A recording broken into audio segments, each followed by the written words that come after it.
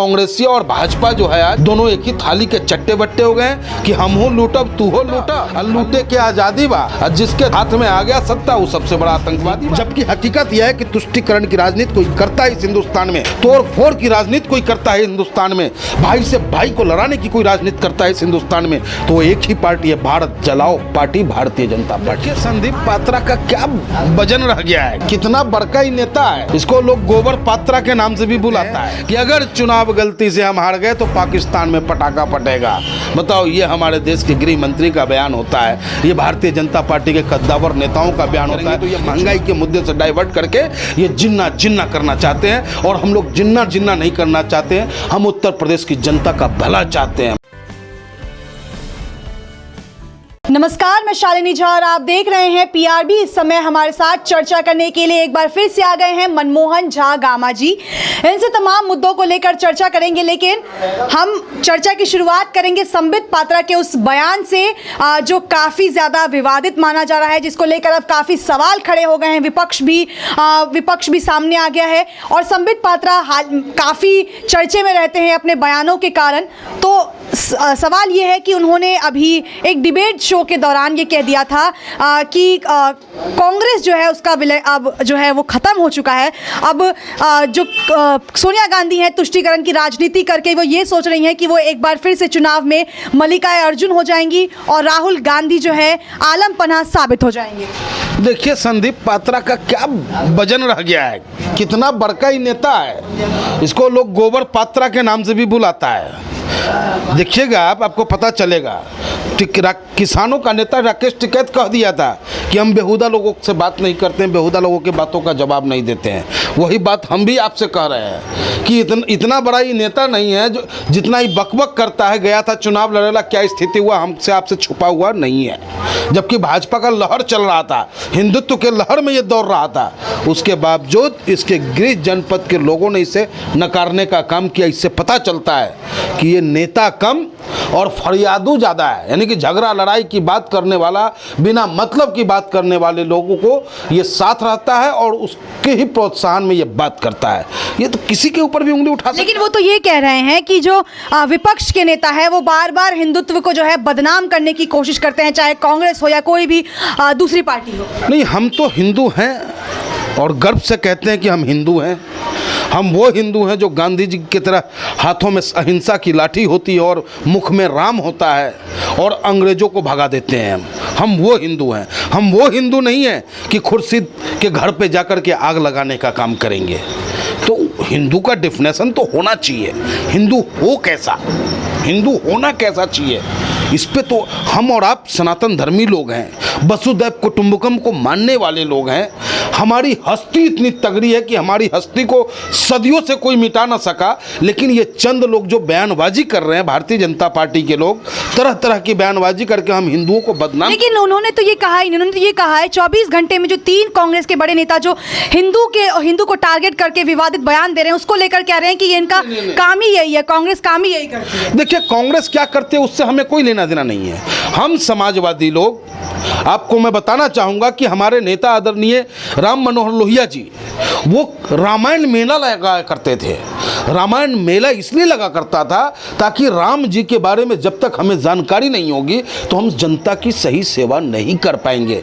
तो उनसे ज़्यादा बेहतर हम भगवान राम के बारे में जानते हैं और भगवान राम के बताए मार्गों पे चलते हैं हम। तो हम समाजवादी लोग हैं, समाजवादी बात करेंगे। कांग्रेसी और भाजपा जो है आज दोनों एक ही थाली के चट्टे बट्टे हो गए कि हम हो लूटब तू हो लूटा, और लूटे के आज़ादी बा, और जिसके हाथ में आ गया सत्ता वो सबसे बड़ा आतंकवादी बा। यानी कि सब मिल करके लूटने के चक्कर में लगे हुए हैं। कांग्रेस आज भारतीय जनता पार्टी का आप देख लेंगे आधा से ज़्यादा सांसद कांग्रेसी है। तो विकास विचार वही लोग वही चले गए वहाँ पे।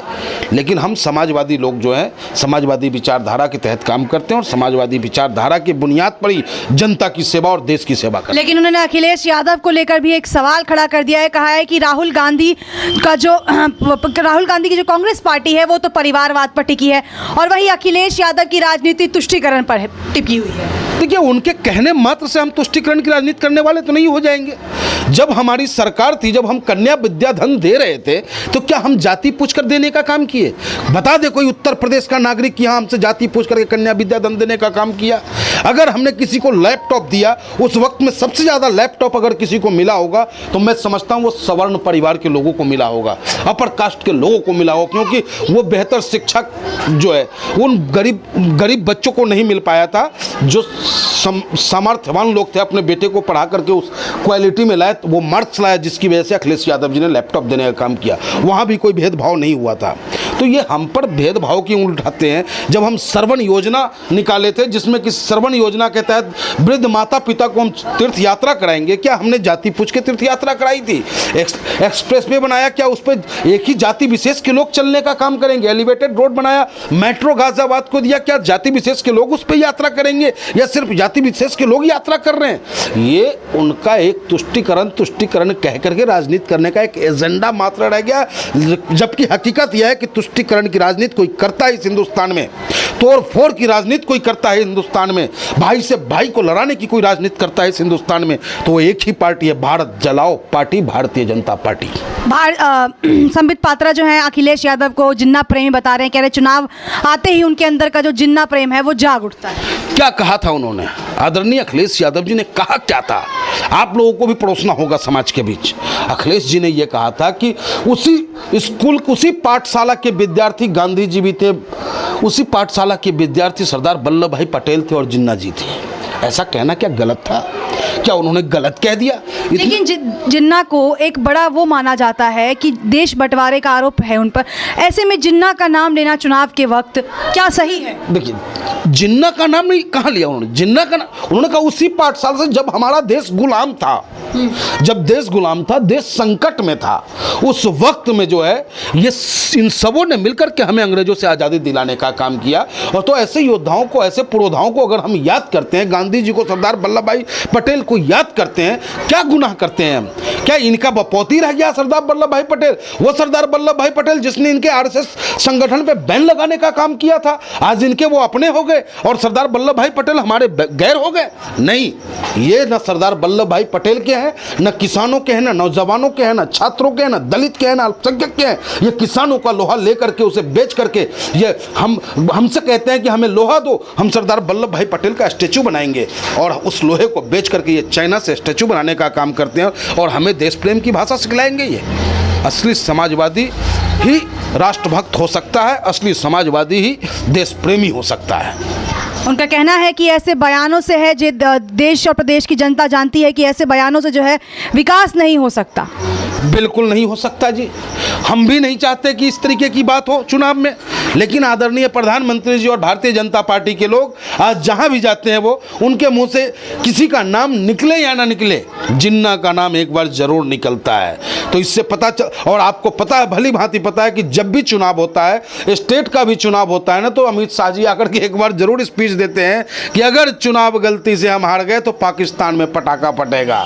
बताओ, ये हमारे देश के गृह मंत्री का बयान होता है, ये भारतीय जनता पार्टी के कद्दावर नेताओं का बयान होता है। ये चुनाव को कहां ले जाना चाहते हैं? हम इनसे बात करना चाहते हैं कि आपने जो शौचालय बनवाए वो कहां है? हम इनसे बात करना चाहते हैं जो शौचालय में आपने लाखों लाख लूटने का काम किया, वो उस शौचालय में पानी पहुंचा या नहीं पहुंचा? जो आप हम इनसे पूछना चाहते हैं कि उज्ज्वला योजना के तहत जो आपने सिलेंडर दिया था, क्या उस सिलेंडर पे हमारी माँ बहनें खाना बना पा रही है, नहीं बना पा रही है? हम इनसे पूछना चाहते हैं कि ये महंगाई जो कमर तोड़ महंगाई हो गई है, इस महंगाई को आप कैसे समाप्त करेंगे? तो ये महंगाई के मुद्दे से डाइवर्ट करके ये जिन्ना करना चाहते हैं, और हम लोग जिन्ना नहीं करना चाहते हैं। हम उत्तर प्रदेश की जनता का भला चाहते हैं, महंगाई को खत्म करना चाहते हैं, और उत्तर प्रदेश की जनता से अपील करते हैं कि है उत्तर प्रदेश की मेरे मतदाता, मैं आपसे अपील करता हूं कि जब जब भारतीय जनता पार्टी जहां जहां हारा है, महंगाई कम हुई है। आपने देखा कि जब उपचुनाव में भारतीय जनता पार्टी की हार हुई तो पेट्रोल पे 5 रुपए कम हुए हैं। निश्चित रूप से उत्तर प्रदेश से भारतीय जनता पार्टी को आप हराएं, महंगाई से निजात पाएं। देश को जिन्ना, देश की जनता को जिन्ना नहीं बल्कि स्वामी विवेकानंद जैसा नेता चाहिए, कहना है संबित पात्रा। बिल्कुल चाहिए। देखिए, स्वामी विवेकानंद जी विश्व की समस्त शक्तियां हमारी है। स्वामी समाजवादी ऑफिस है ना, ये उनकी नज़र में स्वामी विवेकानंद की तुलना उन्होंने योगी से की है। तो मैं उनके कहने मात्र से मैं मान लूंगा? वो तो अपने अमित शाह को चाणक्य भी कहते हैं। आज इन्होंने राजनीति की भाषा को इतना ये कर दिया कि हमारे महान हस्तियों को भी राजनीति में घसीटने का काम किया। कोई चंद्रगुप्त को गलत बता देता है, कोई चाणक्य को गलत बताता है, कोई अशोक सम्राट को गलत ये कहीं ना कहीं ये भारतीय जनता पार्टी की सोची समझी राजनीति है। तो ये थे हमारे साथ मनमोहन झा गामा, जिन्होंने ये साफ कर दिया है कि हिंदुत्व मॉडल हो या कोई भी मॉडल हो, भाजपा को आने वाले विधानसभा चुनाव में कोई भी ये मुद्दा जीत नहीं दिलाएगा, क्योंकि उन्होंने देश में काम नहीं किया है। सिर्फ और सिर्फ हिंदू और मुस्लिम की राजनीति ही की गई है। आने वाले विधानसभा चुनाव में कौन और मुख्यमंत्री बनता है और किसकी सरकार आती है, ये देखना काफ़ी दिलचस्प होगा। बने रहिए PRB न्यूज़ के साथ। धन्यवाद।